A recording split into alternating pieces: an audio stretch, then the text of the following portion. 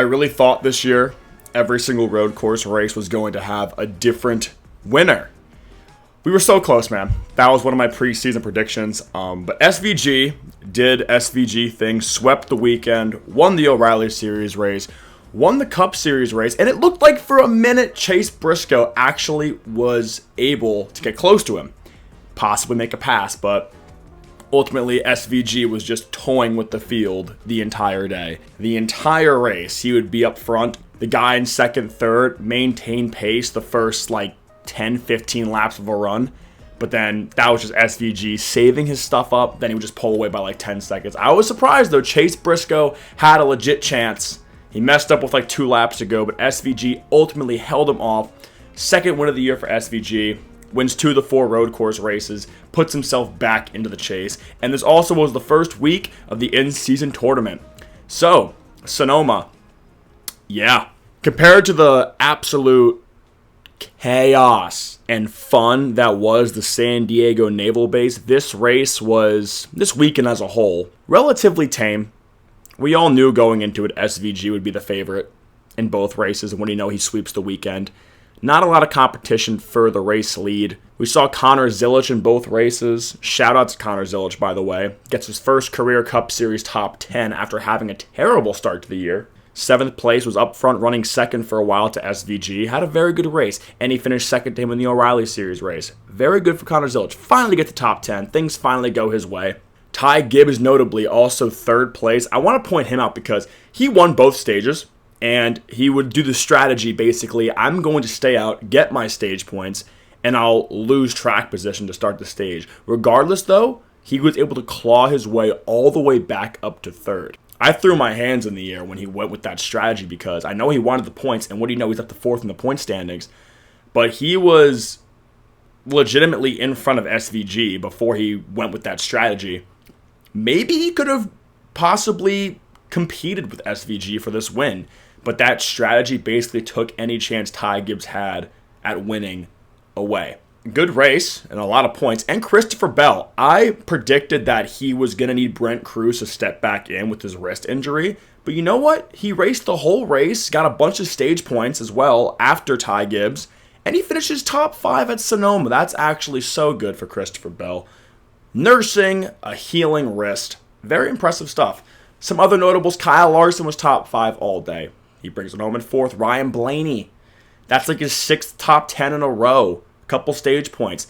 He was 180 points back behind Reddick and Hamlin. Now it's only down to 100. Comfortably in 3rd place in the chase standings. Speaking of the chase standings, we have a new points leader. Denny Hamlin is now 1 point ahead of Tyler Reddick. Tyler Reddick was the number 1 seed in this in-season tournament bracket. Duh. Why wouldn't he be first in points, 5 wins? Massive upset. Alex Bowman moves on to the next round with a top 10 finish as Tyler Reddick has to go behind the wall for several laps because he had power steering issues. Up until Michigan, Tyler Reddick was having a near-perfect season with no issues. But now at Michigan, he gets involved in the crash that wasn't his fault. Racing for the win at Fort Coronado. Overstepped it a bit, made contact with Corey Heim, cut his tire, lost several valuable spots. And then in this race, no stage points, a dead last finish, as Denny Hamlin finished deep in the field, but still he finished a few spots ahead. Speaking of Denny Hamlin, too, he actually had a very good race for a road course, comfortably in the top 10. He got spun out by Carson Hocevar.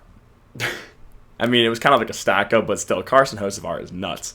He is nuts, dude. He's like a little puppy. He can't help himself.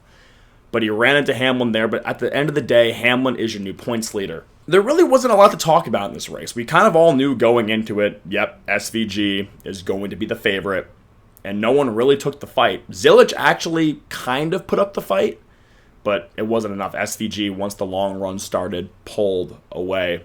The in-season challenge, I want to take a look at that real quick because we have some results that may shock you. I made a video with my bracket yesterday before the race. Bowman pulls off the upset over Tyler Reddick. The 32 seed beats the number 1 seed. Incredible. I mean, granted, Reddick was, taken out. But still, Todd Gilliland versus Carson Hocevar. I'm upset over here because Daniel Suarez had a terrible day. Flat tire early in the race. set him back. Then he was down a set of tires playing catch-up, and Todd Gilliland, who spun out in this race, still beat him. The Todd Gilliland versus Carson Hocevar.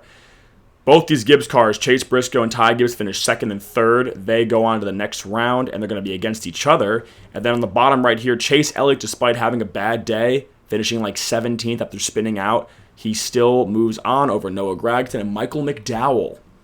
Good little matchup right there. Denny Hamlin, Eric Jones. Eric Jones beat Joey Logano. Logano's down to 20th in points. Such a terrible year for Joey Logano. He can't get that fluke win to put him in the playoffs this year. He has to perform on consistency alone. He's just not very consistent this year. Eric Jones, Denny Hamlin matchup. 2 Toyotas right there. Chris Buescher, good. I picked him to win the entire thing. He moves on to the next round over John Hunter Nemechek. He's going to be up against Christopher Bell. It's going to be a tough matchup at Chicagoland, but we'll see. I was really confident that Bell was not going to race the whole race, but he did. William Byron, Kyle Larson, 2 Hendrick teammates are going at it in the second round. And then Shane Van Gisbergen versus Ryan Blaney. Yeah, so I think Tyler Reddick, though, being eliminated really ruined a bunch of people's brackets. That's for sure. Not mine, though, because I got Chris Buescher. But I'm kind of worried that Bell, being fast, he's going to probably be able to beat Buescher. But Buescher's higher in points. But Bell's also had some terrible luck this year. So we shall see. Aside from that, this race didn't really have all that much happening in it. It was just an average Sonoma race, you know? No massive wrecks, no really controversy, just straight up race. Nothing of note besides the winner happened. There were a couple, I guess, incidents. I know Bubba Wallace had a pretty bad day. He had a little run-in with Todd Gilliland at one point. The most significant thing, I guess you can say, was Tyler Reddick having his issue because now we have a new points leader. This points battle, I'm happy the Chase is here. It's a much better points format than the playoffs, but this current points battle we have just showcases how much fun it can be if we just had full season points. It's 1 point difference after 18 races, and Blaney and Larson and Ty Gibbs have slowly been making strides to cut down that huge deficit they're at. Who's to say those three cannot win this regular season championship? It's still possible. All it takes is Reddick and Hamlin to have like a couple bad races each. Blaney's right there. Ty Gibbs is right there. Kyle Larson's right there.